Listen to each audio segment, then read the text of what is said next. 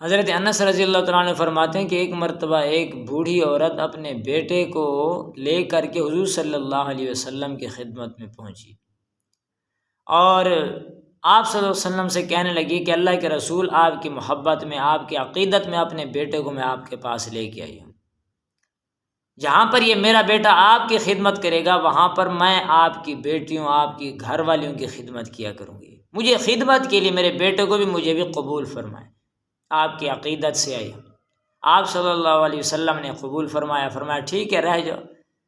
خدمت کرتے رہے۔ کافی دنوں کے بعد ایک مرتبہ کسی کی نظر لگی، اور نظر لگنا پر حق ہے، آپ صلی اللہ علیہ وسلم نے فرمایا کہ نظر لگ جاتی ہے،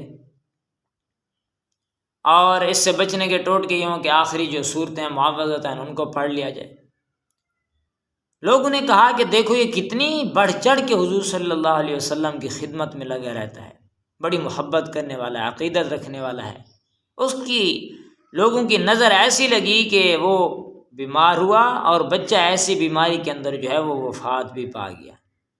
آپ صلی اللہ علیہ وسلم کو خبر دی گئی۔ آپ صلی اللہ علیہ وسلم نے فرمایا اس کی بوڑھی والدہ کو بتا دو۔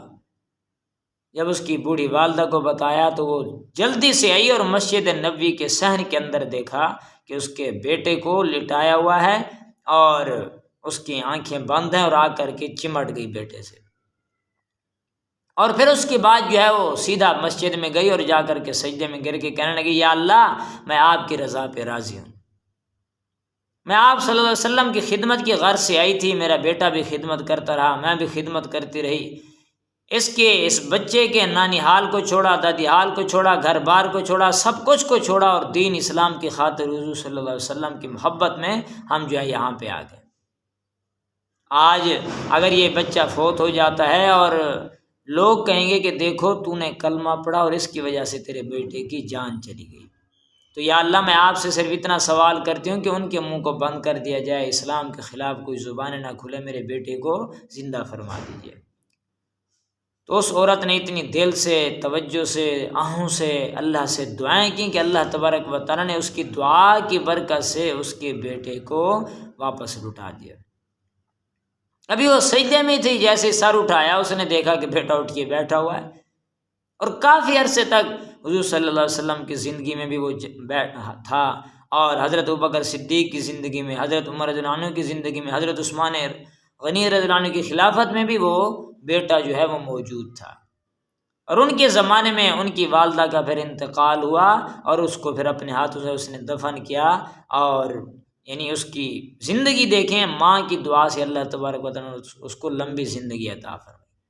تو یہ دعائیں ایسا اثر رکھتی ہیں، بالخصوص ماں کی دعا ہوتی ہے، بزرگوں کی دعائیں ہوتی ہیں، جو غیب سے دعا کرنے والا ہے وہ تو ویسے قبول ہوتی ہے۔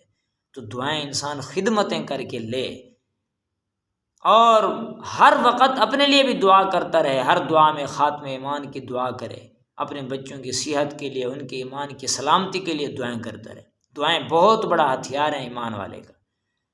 جب انسان مصیبت میں ہوتا ہے تب تو دعائیں کرتا ہے، جب مصیبت سے نکل جاتا ہے پھر دعاؤں کو چھوڑ دیتا ہے۔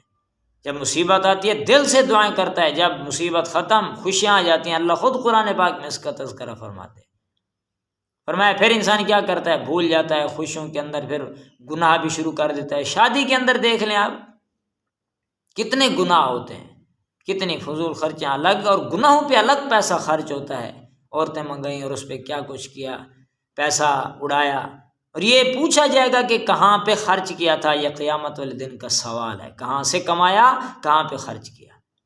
فخر سے انسان خرچ کرتا ہے، نیک راستے میں تو کچھ خرچ نہیں ہوتا، تھوڑا خرچ ہوتا ہے یا کچھ بھی نہیں ہوتا، لیکن گناہوں کے کاموں میں کتنا خرچ ہو جاتا ہے۔ اللہ پوچھیں گے جو میں نے دیے تھے کہاں پہ خرچ کیے تھے۔